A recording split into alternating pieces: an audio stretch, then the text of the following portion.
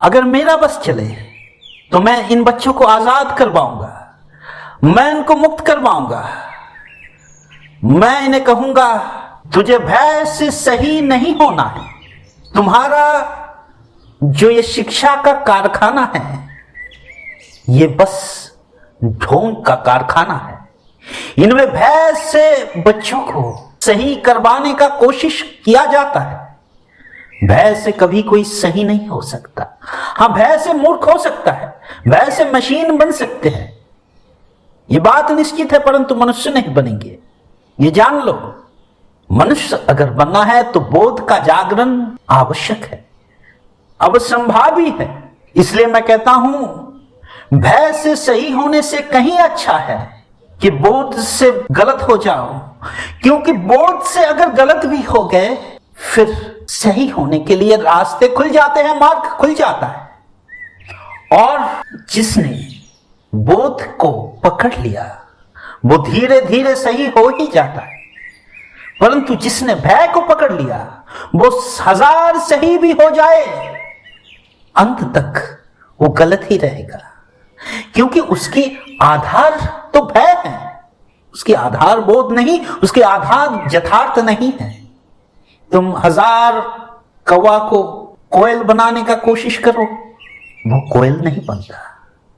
मेरे पास लोग आते हैं, युवा आते हैं, ये प्रश्न पूछते हैं कि हमने देखा अति उत्तम नारी, अति सुंदर सुशीला भद्रस्थ सुकोमल नारी, पवित्र पतिव्रता नारी, ऐसे लड़कों को चुनते हैं जो उनके चरित्र के बिल्कुल विपरीत है, जो 1 नंबर के अभद्र, 1 नंबर के आदर्शहीन मिथ्यावादी लड़का हो।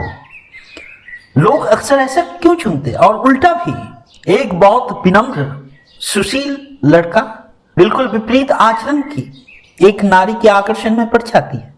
ऐसा क्यों होता है? सत्य बात तो यह है कि कोई विनम्र नहीं होते, कोई भद्र नहीं होते, कोई सुशीला नहीं होता।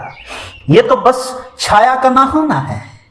जब सूरज सर के ऊपर रहता है, दोपहर को 12 बजता है, तब छाया अदृश्य हो जाता है।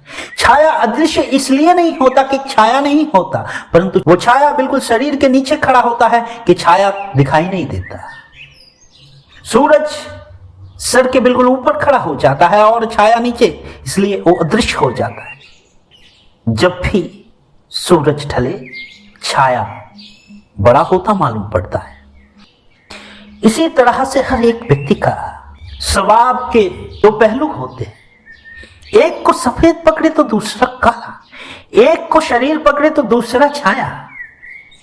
जो मनुष्य भय से सीखता है, भय से सही होता है, वो बस सही होने का कोशिश करता है, वो बस अपने छाया को लुकायित करने का कोशिश करता है।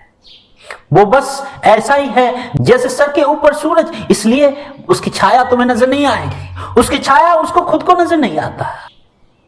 सिगमंड फ्रॉइड कहते हैं कि हमारे अंतर में हमारे सबसे कुरूप प्रतिबिंब छुपे हुए हैं।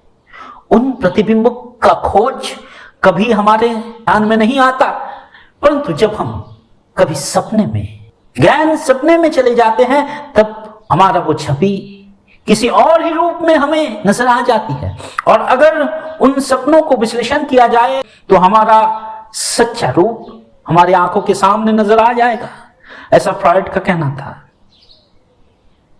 हर व्यक्ति का उसके अवचेतन में कोई दूसरा ही एक रूप होता है, जिसको उसने नजरअंदाज करने का कोशिश किया, जिसको समाधान नहीं दिया, जिसको प्रेशराइज्ड करके, जिसको धोखे से ठीक करने का कोशिश किया गया। जैसे विद्यालय हर एक बच्चे को एक ही तरह बनाने का कारखाना है। हर एक मनुष्य को परमात्मा ने अलग करके बनाया। तुम उन्हें एक बनाने का कोशिश करोगे तो मरोगे, तो गलती होगी, तो ऐसे ही प्रोडक्ट कंपनी से निकलेंगे जो डिफेक्टेड होंगे, जिनमें भूल चूक रहेंगी। और वही आज तुम्हारा समाज है। तुम लोगों को उनकी प्रतिभा से पहचानने का क्षमता नहीं रखते, ना ही तुम्हारा समाज रखता है। इसलिए जब कोई नारी अपने आप को वो बनाने का कोशिश करता है जिसके लिए उसको प्रेशराइज्ड किया गया हो, समाज से, संस्कार से, घर से, विश्वविद्यालय से, विद्यालय से, शिक्षक से, पुस्तक से, फिर वो अपना स्वतंत्रता खो देती है और उस खोए हुए स्वतंत्रता के आड़ में उसके सारे जो अंधकार के रूप थे वो छुपने का कोशिश करती है और वही छुपे हुए उसके प्रतिबिंब मन खोज लेता है दूसरा एक शरीर में, दूसरा एक व्यक्तित्व में। जब उसकी थोड़ी सी भी झलक नजर आ जाती है तब मन उतावले हो जाते हैं। इसलिए देखा गया है कि बहुत सुशीला, बहुत विनम्र एक नारी ऐसे पुरुष को चुन लेती है जो बिल्कुल स्वभाव में उसके विपरीत है। ये उनके साथ होता है जो अपने छाया को मन के किसी अंतराल में छोड़ के आया, अभी भी वो छाया जिंदा है। इसलिए मैं कहता हूं, भय से, प्रलोभन से जो किया जाएगा वो हमेशा सही नहीं होगा। सही तो होगा यथार्थ में, और यथार्थ केवल हो सकता है बोध से। जो बच्चा जान लिया कि आग में हाथ जलता है, लाखों समझाओ वो आग में हाथ नहीं डालेगा, फिर उसको भय दिखाने का जरूरत नहीं कि बच्चा उधर मत जाओ। उसको पता है उसमें होने क्या वाला है, उसको तुम्हारे भय की जरूरत नहीं, उसको बोध हो गया। और जिसको बोध हो गया उसके लिए सब यथार्थ है। उसका कोई दूसरा पहलू कहीं छुपता नहीं, कहीं बनता नहीं। उसके लिए उसकी किसी सत्ता को विसर्जन देने का भय नहीं खड़ा होता। वो खुशी खुशी अपना ही रूप को बदल देता है और उसको स्वीकार करता है।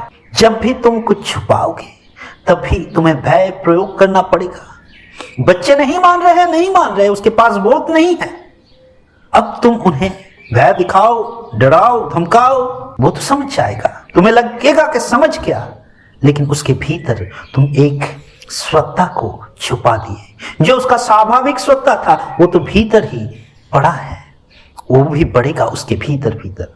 और तुम्हें ना मालूम वही सत्ता किसी दिन जाकर उसकी पूरी सत्ता को ग्रास कर देगा। उसके भीतर जो द्वंद चलेंगे, उस द्वंद का खोज कभी उसको मालूम ना पड़ेगा। इसके लिए 50, 60, 70 साल पे जाकर भी लोग सुखी नहीं होते, आनंदित नहीं होते। उसके मन के अंतराल में कुछ गहन घट जाती है, उनको पता नहीं चलता।